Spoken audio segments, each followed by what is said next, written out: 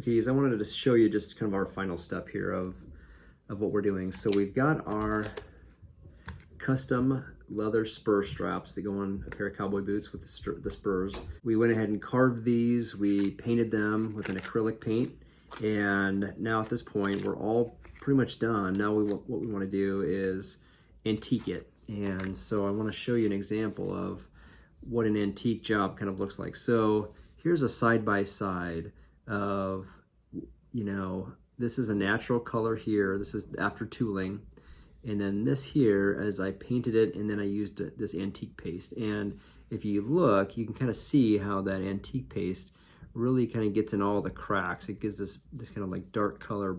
It's actually kind of a black. It's called medium brown antique paste from Fibings here.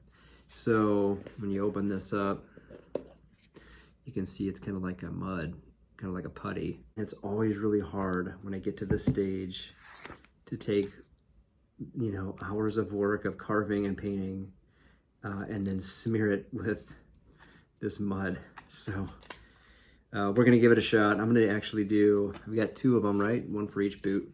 So I'm gonna do both sides. I'm gonna do one first so then we can compare what that looks like. All right, here we go, please. God help us.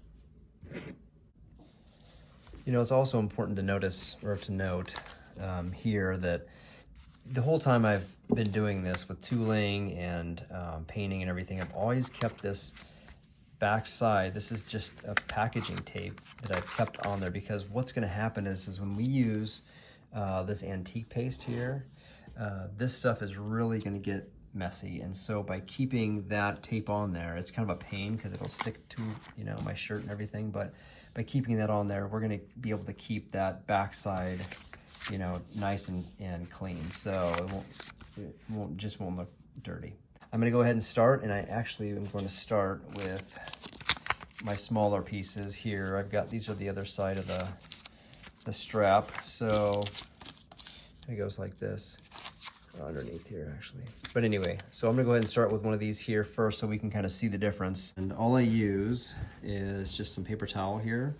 I'm just gonna rip part of this in half. So I have two pieces of paper towel. I'm just gonna fold this paper towel up, open up my Fibings mud here. Kind of close up. So then we're gonna take this and just start rubbing this in.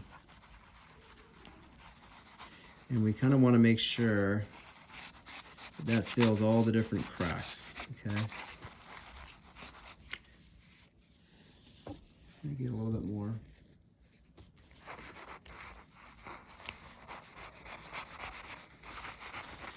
Make sure it fills all the cracks. And I mean, I'm not letting it dry hardly at all here, so I'm going to take a nice clean piece of paper, or paper towel, and I'm just going to go ahead and wipe this off.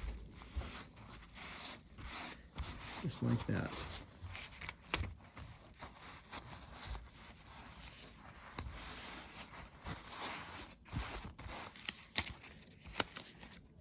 And you can really see how that dark paste really gets in there.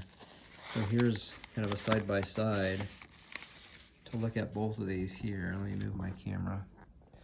Now you can kind of see the difference. Okay. I'm gonna go ahead and do our larger piece.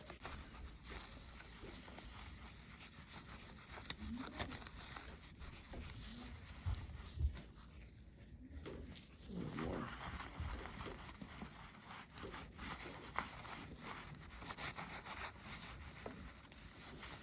Just make sure you kind of rub it all in there. Not let that dry too long, just for a couple of seconds.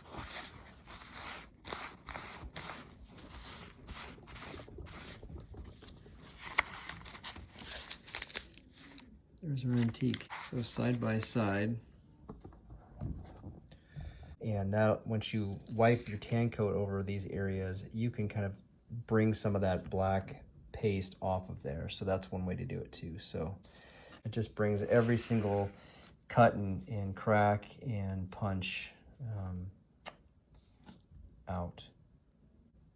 So there you go.